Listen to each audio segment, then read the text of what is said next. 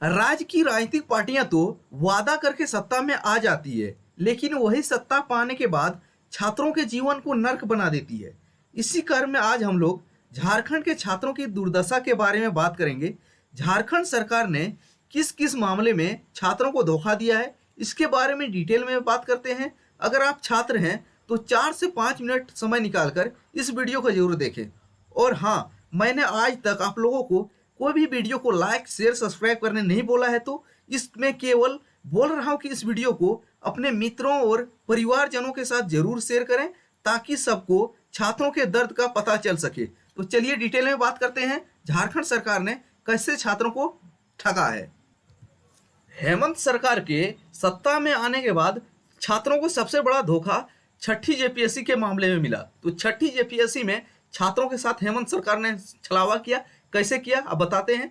जब हेमंत सोरेन विपक्ष में थे तो उन्होंने छठी जेपीएससी को लेकर सड़क से लेकर सदन तक एक ही मांग कर रहे थे कि छठी जेपीएससी को रद्द किया जाए, क्योंकि इसमें काफी कुछ लोचा हो गया था कि छठी जेपीएससी को रद्द किया जाए। तो इन्हीं विरोध को देखते हुए रघुवर सरकार ने छठी जेपीएससी के इंटरव्यू पर फिर रोक लगा दिया था, रोक लगा के रखा था। यानी कि ऑफिशियल तो रोक नहीं लगाया था, लेकिन इंटरव्यू नहीं ले रहा था। लेकिन जब हेमंत सोरेन सत्ता में आते हैं तो 2 महीने के अंदर इंटरव्यू लेके उनको ज्वाइनिंग लेटर थमा दिया जाता है। जब वह आप विपक्ष में रहते हैं तो इस विज्ञापन में आपको खामियां नजर आती है, लेकिन सत्ता में आने के बाद आपको इसमें क्या सुधार नजर आ गया कि 2 महीना के अंदर इसको इंटरव्यू लेके ज्वाइनिंग लेटर थमा देते हैं, वो भी लॉकडाउन जैसे पीरियड में। घनघोर लॉकडाउन में भी एक काम हुआ था।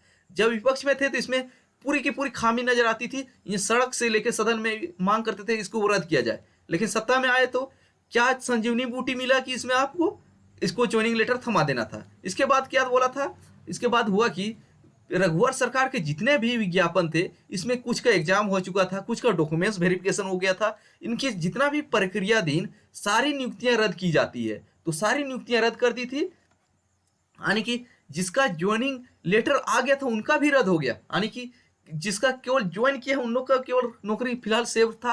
यानी कि अगर आपने एग्जाम दे दिया, ज्वाइनिंग लेटर आ गया, फिजिकल दे दिए हैं, तो डॉक्यूमेंट्स वेरिफिकेशन करवा दिए हैं, उनका सबका सारा का सारा रद्द कर दिया। उनमें से एक था पंचायत सचिव। तो पंचायत सचिव जिसका डॉक्यूमेंट्स वेरिफिकेशन हो गया था और इसके वेरिफिकेशन हुए काफी समय हो गया था, इसका रिजल्ट जारी नहीं कर रहा था। पंचायत सचिव के मामले में हाई कोर्ट ने बोला था कि आप अनरिजर्व जिलों के रिजल्ट को जारी कर सकते हैं, लेकिन इसके विरोध में जाकर हेमंत सरकार ने कि पूरे के अधियाचना ही वापस ले ली। इसमें भी छात्रों के साथ काफी धोखा हुआ है।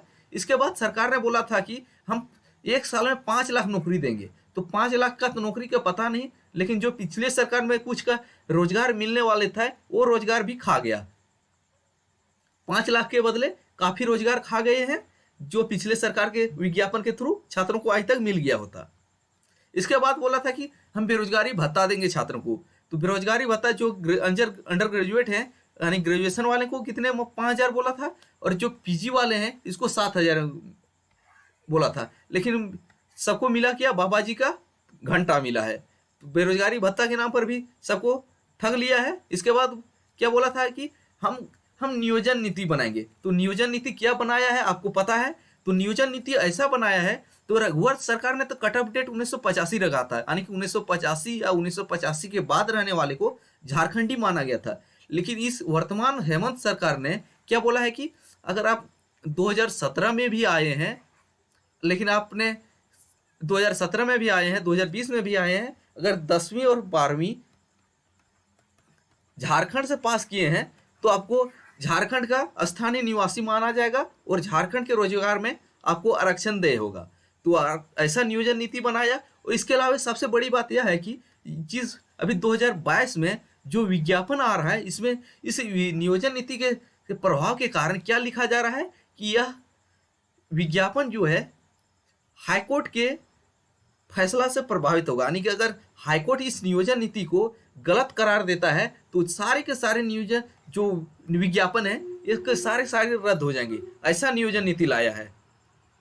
इसके बाद है, जब विपक्ष में थे हेमंत सोरेन, वे क्या बोलते थे, रघुवर सरकार ने जो 1985 कट ऑफ डेट वाला जो नियोजन नीति लाया है उसको वे गलत है। लेकिन हाईकोर्ट ने इस नियोजन नीति के संबंध में कुछ जिलों के शिक्षकों को अयोग्य करार दिया। तो उसी मामले में लेकर सुप्रीम कोर्ट इस सरकार चल गया है। एक तरह से आप बोलते हैं कि रघुवर दास के द्वारा लाया गया नियोजन नीति गलत है, लेकिन आप सुप्रीम कोर्ट वही नियोजन नीति को यह बताने जा रहे हैं कि रघुवर सरकार ने सही नियोजन नीति लाया था। यह दो भेद कहाँ से आया? आपका सलाहकार साहब जाने, आप जाने। कि एक तरह आप बोलिएगा कि रघुवर दास वाला लाया हुआ नियोजन नीति गलत है, हम इसका बदलेंगे, लेकिन जब आती है बात है तो सुप्रीम कोर्ट में जाके वकील से पैरवी कराइएगा कि नहीं महाशय, रघुवर दास ने जो नियोजन नीति लाया था वह बिल्कुल सही था, इसको रहने दीजिए। तो आप क्या बोलते हैं, आप ही सब जानिए। इसके बाद छात्रों को, झारखंड के छात्रों को भाषा विवाद में लड़ा दिया, यानी कि जो जिले में है, इस जिले में जो भाषा बोली ही नहीं जाती है उस भाषा को लाद दिया गया। और जहाँ के जो भाषा है, भाषा ऐसा हुआ कि इसमें काफ़ी आंदोलन हुआ। अंततः सरकार को अपनी गलती में सुधार करना हुआ। लेकिन सबसे बड़ी बात है यह है कि जो छात्र अपनी मांगों को लेकर आंदोलन कर रहे थे, इनको क्या गया बताया गया कि वे मनुवादी हैं और बाहरी करा दिया। आप ये न्यूज देखे होंगे कि हेमंत सोरेन ने सदन में यह बात बोला क्या कि जो विरोध कर रहे हैं वे मनुवादी और बाहरी छात्र हैं। यह साफ साफ हेमंत सोरेन का विधानसभा के पटल में रखा गया बयान है। यानी कि अगर इस सरकार के निर्णय का विरोध करते हैं, आप मनुवादी हैं और बाहरी हैं। इसके बाद 7वीं जेपीएससी में सबसे बड़ा घोटाला हुआ कि 7वीं जेपीएससी में जब पीटी लिया गया, उसमें लगभग 50 ऐसे छात्र हैं जिनका ओएमआर सीट ऑफिस से ही गायब हो गया। और सबसे बड़ी मजेदार बात यह है कि ऑफिस में तो ओएमआर सीट रहा नहीं, लेकिन जब पीटी का रिजल्ट आया तो उनको पास घोषित कर दिया। किस आधार पर घोषित किया गया, ये झारखंड सरकार और जेपीएससी ही जाने। जब और इस पर लेकिन छात्रों के विरोध जब किया तो उसमें इसके बाद क्या किया, जो ओएमआर सीट जो नहीं दे पाए, यानी कि ओएमआर सीट का जो कार्बन कॉपी है फिर से इनको मांगा गया, अगर नहीं दे पाए इनको फिर से बाहर किया गया। सबसे मजेदार ये बात यह थी कि आज तक ओएमआर सीट गायब जो हुआ, इस पर कोई कार्रवाई नहीं हुआ। यह तो सारा का सारा जेपीएससी का जिम्मा था कि छात्रों ने तो ओएमआर सीट दिया, लेकिन ओएमआर सीट गया कहाँ था, इसमें क्या लोचा था, ओएमआर सीट नहीं गया मिला। तो बिना ओएमआर सीट के पास होने वाला छात्र झारखंड में ही पाए जाते हैं और करने वाला झारखंड की सरकार और जेपीएससी रहता है कि आपके जेपीएससी में आपको ओएमआर सीट रहेगा नहीं और छात्रों को पास कर दिया जाएगा। उसके बाद क्या हुआ, उसके बाद हाल ही में जब जेपीएससी 7वीं जेपीएससी का मेरिट लिस्ट जारी किया गया, और मेरिट लिस्ट जारी किए हुए लगभग 45 से 50 दिन हो चुके हैं, वो आज तक नंबर नहीं जारी हुआ है। जो छात्र सफल हुए हैं इनको भी नहीं पता है कि मेरा कितना नंबर में सिलेक्शन हुआ। ये भी एक अनोखा आयोग है झारखंड का कि आप 50 दिन बुला दीजिएगा और ये छात्रों को यह नहीं बताइएगा कि हम कितने नंबर से सिलेक्शन उठाए हैं और कितने नंबर वाले को कौन सा विभाग अलॉट किए हैं। ये भी 30 मार्का वाला काम झारखंड सरकार के और जेपीएससी द्वारा किया जा रहा है। इसके बाद जेई पेपर, जो 3 जुलाई 2022 को जेई का पेपर हुआ, इसमें एक दिन से ऐसा जेएसएससी पर आरोप लग रहा है कि जेई का पेपर जो 3 जुलाई था, इसमें यह हुआ कि एग्जाम शुरू होने से पहले सोशल मीडिया पर जेई पेपर का आंसर शीट वायरल होने लगा। जब एग्जाम खत्म होने के बाद इस वायरल पेपर को मिलाया गया तो हूबहू वही मिला। इसके यहाँ तक की खबर आ रही है कि 1-2 दिन पहले बहुत से छात्रों को क्वेश्चन पेपर रटवाया गया था और इसके संबंध में कुछ ऑडियो भी वायरल हो रहा है, लेकिन सरकार ने इस पर कोई भी कार्रवाई नहीं की। हाँ, अभी फिलहाल क्या किया है, इसमें छात्रों के विरोध के बाद जेएसएससी ने एक नामकुम थाना में एक एफआईआर दर्ज करा दिया है। इस पर अब झारखंड पुलिस अनुसंधान करेगी कि जेई की पेपर जो छात्रों का आरोप है या सही है गलत है। लेकिन आपको पता है झारखंड पुलिस झारखंड सरकार के अंतर्गत है, वे क्या जांच करेंगे क्या नहीं जांच करेंगे, क्योंकि ओएमआर सीट 7वीं जेपीएससी में गायब हुआ, किसी को नहीं पता हुआ। ओएमआर सीट गायब करने वाले पर क्या कार्रवाई हुई, उसमें भी कुछ होने वाला नहीं है।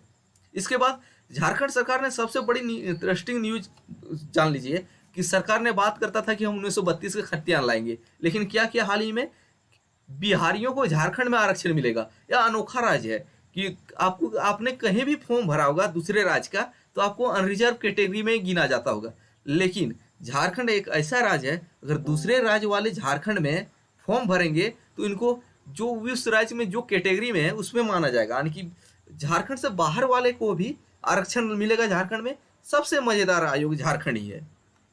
ऐसा आयोग आपको कहीं नहीं मिलेगा। तो झारखंड सरकार ने देखिए कि इसके अलावा क्या बोला था कि जो हम काफ़ी जो इसके अलावा बोला था कि हम पुराने विज्ञापन, पुराने जो 2015 वाले हैं, इसका झारखंड पुलिस के कुछ हैं, उन लोगों का भी हम समस्या सुनेंगे। उसके बाद सहायक पुलिस कर्मियों का भी समस्या सुनेंगे। उन्होंने मोहराबादी मैदान में आंदोलन भी किया, तो 1 साल होने चले, कुछ कार्रवाई नहीं हुआ है। इसके अलावा काफ़ी लोक लुभावन दिया था, लेकिन कुछ नहीं हुआ है। तो इस वीडियो को अपने मित्रों और परिवारजनों के साथ जरूर शेयर करें।